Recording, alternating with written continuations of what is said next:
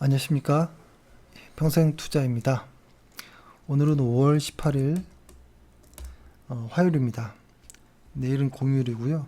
오늘 드릴 말씀은 현금에 대한 것과 2021년 1분기 실적을 마감하면서 드는 어떤 생각들을 좀 짧게 말씀드리겠는데요. 현금 이야기는 많이 했으니까 이 중에서 딱 하나만 이야기를 좀 해보려고 하는데요.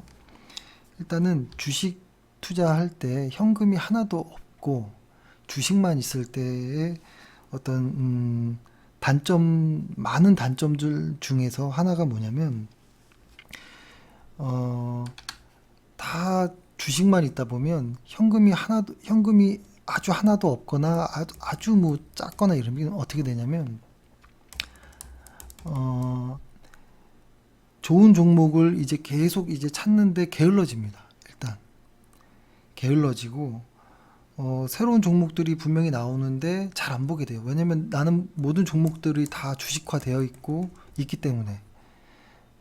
그래서 그것이 가장 좀 안 좋은 모습이고, 근데 이제 보통 아무리 주식을 갖고 있다 하더라도 이 주식 안에는 강한 종목이 있고 실적이 약한 종목 이렇게 있을 거잖아요.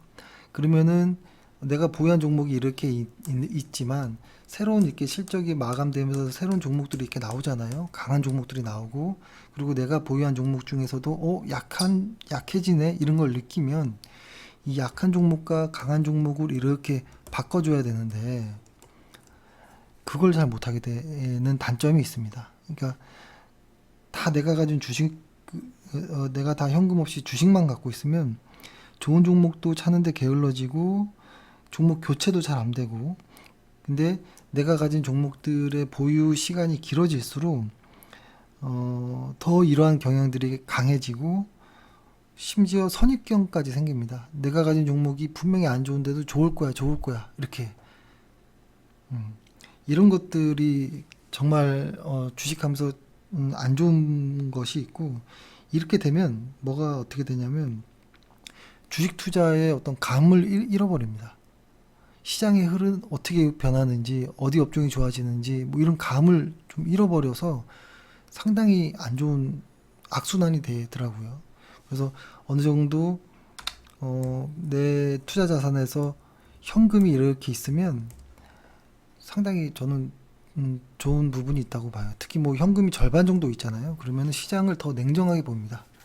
근데 주식만 100% 있으면 계속 오를 거야로만 상상을 하고, 또 심지어 현금만 너무 많이 갖고 있으면 시장이 안 좋아질 거야 이렇게 상상하거든요. 그래서 저는 주식과 현금 비중을 잘 이렇게 하는 것을 어떤가 이렇게 좀 말씀을 일단 드립니다. 그리고 두 번째는 실적 이야기를 좀 해보면 1분기 실적이 상당히 좋게 나왔고 어닝 서프라이즈 비율이 65% 정도로 나왔습니다. 상당히 높은 수치이고요. 그러니까 그러니까 어닝 서프라이즈가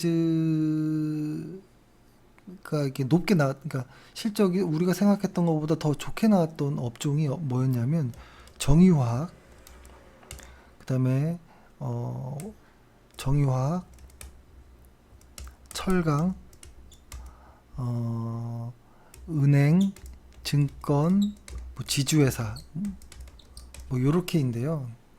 그 다음에 반대로 전망치를 하회했던 것은 뭐냐면 조선, 호텔 레저, 그 다음에 항공, 뭐 제약바이오, 그 다음에 인터넷 게임, 요 정도인데요. 이게 참 아이러니한 게 있어요. 뭐냐면 이 위에 있는 애들 있잖아요. 이쪽 애들은 제가 잘 매매하기를 꺼려하는 업종이에요. 왜 그러냐면 어려워요. 일단 이 밑에도 있네요. 이 조선, 특히 조선, 화학, 정유, 철강, 그리고 이쪽은 뭐라고 할까요? 어떤 글로벌적인 어떤 정치공학적인 이런 시장 상황과도 맞닿아 있고, 그리고 어, 그 탑다운이 잘 안 되는, 반드시 위에서부터 봐야 되는, 바텀업이 잘 안 되고 탑다운으로 해야 되는 이런 경향들이 많습니다. 그리고 실제로 항상 늦게 정보들이 들어옵니다. 정보라고 하면 좀 그렇고 실적들을 확인했을 때는 항상 좀 늦는 이런 모습들이 항상 있거든요.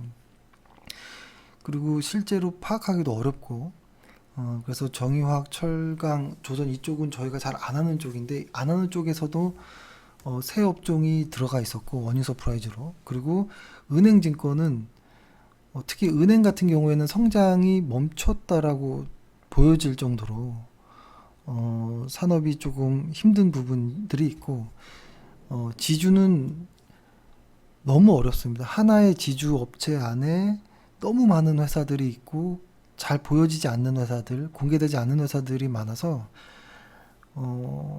분석하기가 너무 어려운 부분이 있고, 그 다음에 증권은 이건 정말 어렵죠. 왜냐면 개인 투자자들이 주식을 많이 하면 증권 쪽 실적이 좋은데 어느 순간 또 안 해버리면 확 떨어지거든요. 그러니까 수급에 의해서, 개인 투자자들의 수급에 의해서 많이 좀 움직이는 경향이 있어요, 증권도. 그래서 요쪽은 저희가 잘 안 하는, 안 한다라기보다는 어려워서 손이 잘 안 나가는 쪽인데 어닝 서프라이즈를 많이 했다라는 것이고, 그 조선은 저희가 너무 어렵다라고 생각하는, 여전히. 그리고 제약바이오도 여전히 어렵다라고 생각하는, 잘 모르겠는, 알아도 잘 손이 안 가는 이런 쪽이고, 그리고 호텔 레저는 기대감은 있었는데 생각보다 안 나왔던, 인터넷 게임도 마찬가지고요. 뭐 이런 쪽인데요.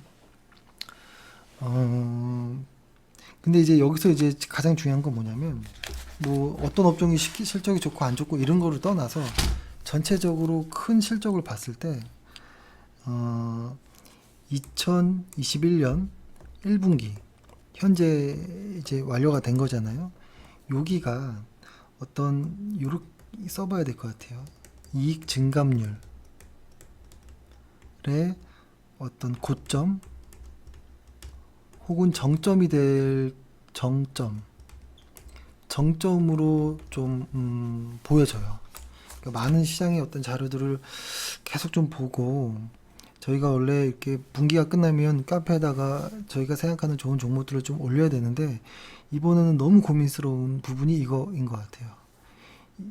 1분기가 이익 증가율의 어떤 고점이 된다면 이제부터는 계속 이익 증가율이 계속 가라앉는 거거든요. 이렇게 되면 상당히 주식하기가 어려워질 수 있겠다라는 생각이 들고요. 왜 그러냐면 이익 증가율이라는 것은, 이익 증감률이라고 해볼까요?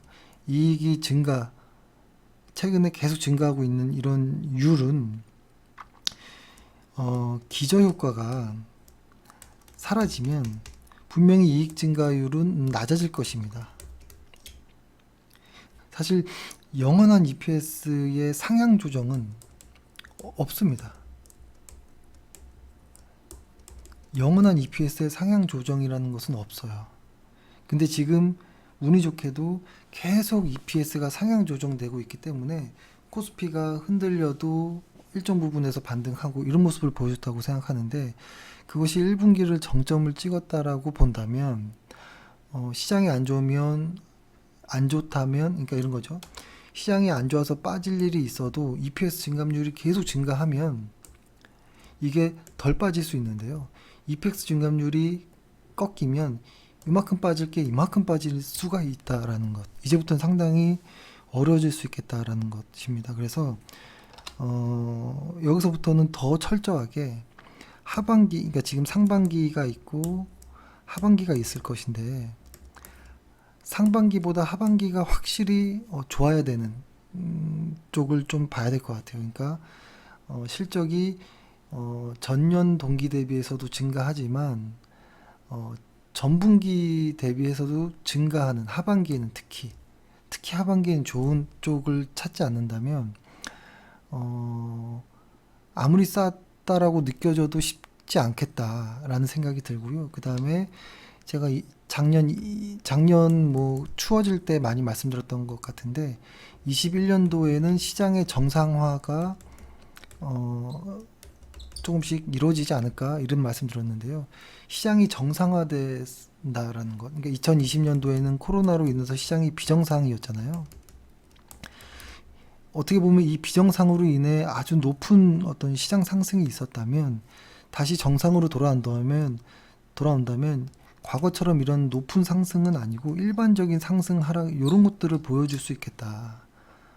라는 것이죠. 그래서 시장이 정상화로 되면서 우리들의 눈높이를 낮춰야 되고 그리고 더 철저하게 실적이 확실하게 좋은 쪽의 종목들을 보유해야 될 것이고 현금 비중도 좀 늘려야 될 것이고 여차 싶을 때는 비중을 확 줄일 수도 있을 정도로 분할 매수를 해 놓아야 되지 않을까. 그리고 특히 추세 매매, 모멘텀 매매가 아니라 아주 낮은 구간에서 매매를 해야겠다라는 생각입니다. 만약에 실적이 이렇게 좋다면 예를 들어서 뭐 실적이 꾸준히 좋은 회사 하나만 해볼까요?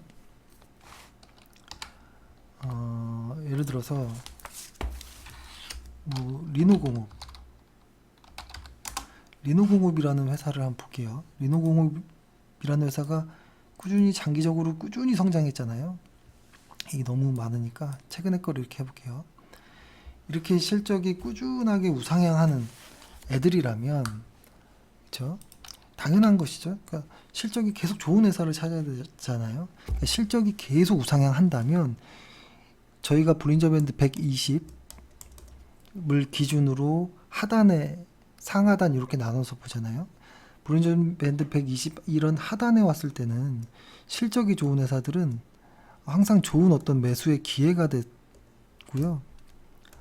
근데 아주 추세를 세워서 갈 때는 볼린저 밴드 120 이 중심선 정도에서 이렇게 반등하는 이런 모습들도 이렇게 나오긴 합니다.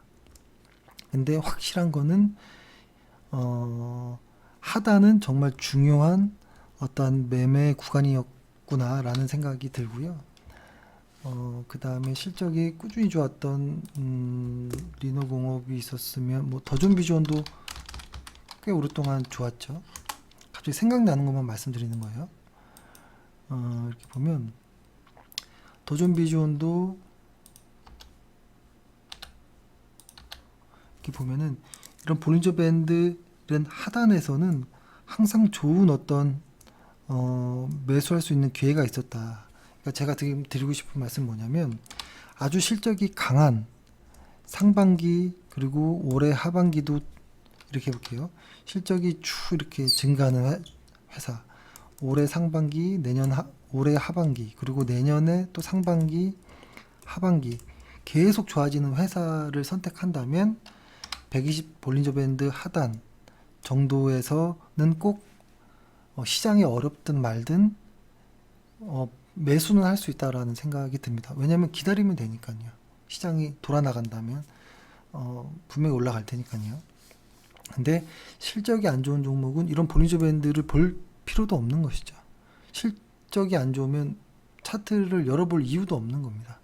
그래서 저희의 전략은 실적이 안 좋은 아주 좋은 종목들로 더 압축해서 볼린저 밴드 하단에 오는 애들만 최대한 좀 공략을 해야 되겠다라는 생각을 하고요. 그리고 이익 실현 구간에 있는 것들, 그러니까 매수하고서 한 20% 이상 수익이 나는 애들은 물량을 좀 줄이면서 그냥 좀 내비두려고 합니다. 내비두고 그렇게 하고 일단은 시장을 좀 더 잘 봐야겠다는 생각을 하면서 가장 이제 불안한 것이 2021년 1분기가 실적의 정점이 아니기를 바라야 됩니다. 그러니까 계속 실적을 추적해야 돼요. 계속 EPS가 상향 조정되는지를 봐야 돼요. 아직까지는 상향 조정되는데 만약에 이것이 상향 조정이 꺾이면 여기가 진짜 정점이 되고 증감률은 계속 빠져버리는 경우들을 과거에도 많이 봤거든요. 상당히 중요한 위치에 왔다라는 생각이 들고 좀 조심스러워져야겠다 라는 생각을 하면서 2020년도처럼 생각하지 말자. 시장이 정상화되는 과정에선 수익률도 낮추고 눈높이도 낮춰야 된다라는 생각이 들고요. 그리고 지금 저희가 이렇게 보면은 아직 고르고 있는데요. 여기 보면은 요 위에 있는 것들은 좀 저평가되어 있는, 그리고 여기는 그 다음으로 저평가되어 있는, 그리고 여기는 뭔가 좀 비싼 것 같은데 좋은 회사, 그리고 여기는 아직도 고민하고 있는 애들이거든요.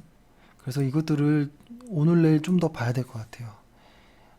왜냐면 그냥 연간으로 실적이 좋아지는 방식으로는 상당히 리스크가 있을 수 있겠다. 만약에 1분기가 고점이 와버린다면, 실적의 고점이 와버린다면, 연간으로는 좋다 하더라도 하반기 때가 상반기보다 안 좋으면 주가는 힘이 없던지 한참 고생할 가능성이 있겠다라는 생각에 이번에 실적을 이렇게 추스리는 게 상당히 어렵다라는 생각을 합니다. 그래서 그렇게 급하지 않게 해야 되겠다는 생각이 들고 조금 더 실적을 더 보고 급하지 않게 좀 했으면 하는 이런 바람입니다. 내일 푹 쉬시고 목요일 날 또 뵙겠습니다. 감사합니다.